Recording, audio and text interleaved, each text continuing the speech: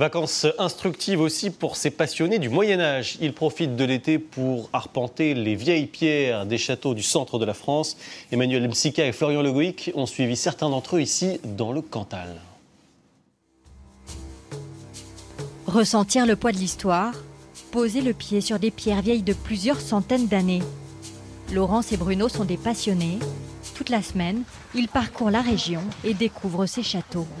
Grand lit à Baldaquin, cabinet Renaissance et surtout plafond à caisson. Aujourd'hui, ce ne sont pas des touristes comme les autres. Ils vont dormir au château.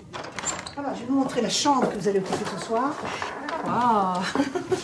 Il y a des empreintes, il y a une atmosphère. Je sens qu'il y a une vie, il y a eu du passage, il y a eu le temps, c'est fantastique. En dormant ici, Bruno a réalisé un rêve d'enfant.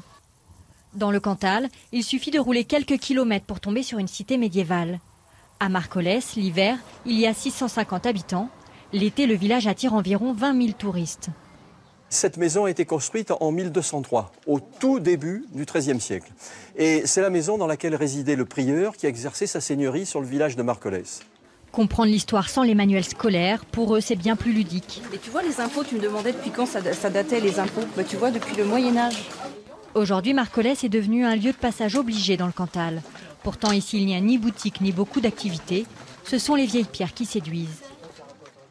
René les connaît par cœur. Il vit ici la moitié de l'année et prend plaisir à nous emmener vers les lieux qui échappent aux touristes.